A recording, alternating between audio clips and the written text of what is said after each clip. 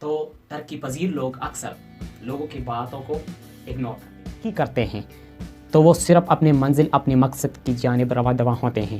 وہ لوگوں کے بارے میں نہیں سوچتے، نہ ان لوگوں کے تنقیدوں کے بارے میں سوچتے ہیں کہ یہ لوگ میرے بارے میں کیا کہہ رہے ہیں. دیکھیں تو تنقید سے ہمیں ایک فائدہ بھی پہنچتا ہے، اور وہ فائدہ یہی ہے کہ ہمیں جتنے بھی خامیاں ہوتی ہیں، جتنی بھی خرابیاں ہوتی ہیں، وہ ہمیں نظر آنے لگتی ہیں. برداشت ایک ایسی چیز ہے جس سے ہمارے بہت سے مسائل حل ہو جاتے ہیں. اگر ہم میں برداشت آئے گا تو ہمارے ترقی میں رکاوٹیں بھی نہیں آئیں. بسم اللہ الرحمن الرحیم. میں ہوں منتظر شاہ اور آپ دیکھ رہے ہیں راہ سکون. آج کا ٹاپک ہے لوگوں کے تنقید کا مقابلہ کیسے کریں.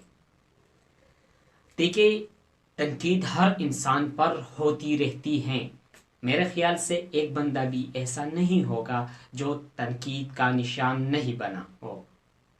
دیکھیے، ہر بندہ تنقید کا نشان بن جاتا ہے، لیکن کچھ لوگ ایسے ہوتے ہیں. میں نے پہلی ویڈیو میں بھی ایک بات کہی تھی کہ جو لوگ ترقی کرتے ہیں تو ترقی پذیر لوگ اکثر لوگوں کی باتوں کو اگنور کر دیتے ہیں اور اپنی منزل اپنی مقصد کی طرف چلتے ہیں. اگر ہم میں اگنورمنٹ آ جائے، میرا مقصد ایک چیز کا ہے، وہ ہے برداشت. اگر ہم میں برداشت آ جائے تو ہم لوگوں کے تنقید سے بچ سکتے ہیں. برداشت کے ساتھ حالات ضرور بدل جاتے ہیں، لیکن اندر ہی اندر مسکرانے کی ضرورت ہے، اور یہ ایک راز ہے. اور یہ راز جو ہیں آج کل اسکولوں میں، یونیورسٹیز میں یا دیگر اداروں میں نہیں سکھائے جاتے.